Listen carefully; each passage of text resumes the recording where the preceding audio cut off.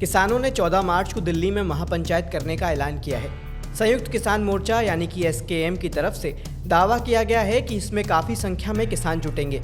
किसान MSP की कानून गारंटी, कर्ज से मुक्ति, वृद्धावस्था पेंशन, श्रम संहिता को वापस लेने और कुछ और मुद्दों के लिए 13 फरवरी से विरोध कर रहे हैं। SKM के नेता सरवन सिंह पंधेर ने कहा कि शंभू और खनौरी दोनों तरफ ही विरोध प्रदर्शन जारी रहेगा। किसान प्रदर्शन को देखते हुए दिल्ली से जुड़े कई बॉर्डर अब भी बंद हैं। शंभू और खनौरी बॉर्डर पर हजारों किसान दिल्ली चलो के तहत डेरा डाले हैं। मार्च को रोकने के लिए दिल्ली की सीमाओं पर भारी बैरिकेडिंग की गई है और पुलिस तैनात की गई है। दिल्ली चलो मार्च के तहत डबवाली, सिरसा, खनौरी, शंभू और गाजीपुर बॉर्डर को बंद कर दिया गया है, जबकि दिल्ली में आने के लिए सिंघू और टिकरी बॉर्डर को खुला रखा गया है। अब आप अपने पास के डाकघर से भी मुफ्त बिजली योजना का लाभ ले सकते हैं। इसके लिए रजिस्ट्रेशन शुरू हो गया है। हाल में प्रधानमंत्री ने 1 करोड़ परिवारों के लिए फ्री सोलर बिजली योजना की शुरुआत की है। इस योजना में आप घर के लिए 200 यूनिट तक फ्री बिजली ले सकते हैं और अधिक बिजली होने पर बेच सकते हैं। कर्नाटक में यह सुविधा शुरू हो चुकी है। जल्द ही सभी राज्यों में यह सुविधा होगी। कृषि विभाग ने असली नकली बीजों की पहचान के लिए अभियान शुरू किया है। बाजार में नकली बीजों के आने से किसानों को काफी नुकसान उठाना पड़ रहा है। किसानों से कहा गया है कि बीज खरीदते समय उसके टैग पर लिखा फसल का नाम, पैकिंग तारीख ठीक से पढ़ें। बीज के नाम के साथ बीज का वजन भी अच्छे से चेक करें। बीज खरीद की तारीख और ग्रुप नंबर रसीद पर लिखा होना चाहिए। फटी पैकिंग वाले बीज कभी नहीं खरीदें। किसान क्रेडिट कार्ड से अब मछली पालन, पोल्ट्री के लिए भी लोन मिलेगा। मछली पालन और पोल्ट्री के लिए 2 लाख रुपए तक का लोन मिलेगा। जिन लोगों के पास किसान क्रेडिट कार्ड है वे मछली पालन और पोल्ट्री के लिए लोन ले सकते हैं। स्कीम में किसानों को 7% की ब्याज पर लोन लेने की सुविधा है।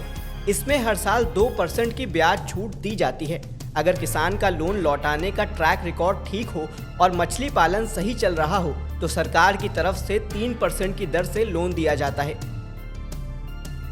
हरियाणा, पश्चिमी उत्तर प्रदेश और पंजाब में 12 से 14 मार्च के बीच बारिश हो सकती है। मौसम विभाग के मुताबिक आज देर शाम से दक्षिण राजस्थान को छोड़कर उत्तर पश्चिमी भारत के मैदानी इलाकों में तेज सतही हवाएं यानी कि 25 से 35 किलोमीटर प्रति घंटे चलने की संभावना है। कल उड़ीसा और उप हिमालय पश्चिमी बंगाल और सिक्किम में छिटपुट वर्षा होने की संभावना है।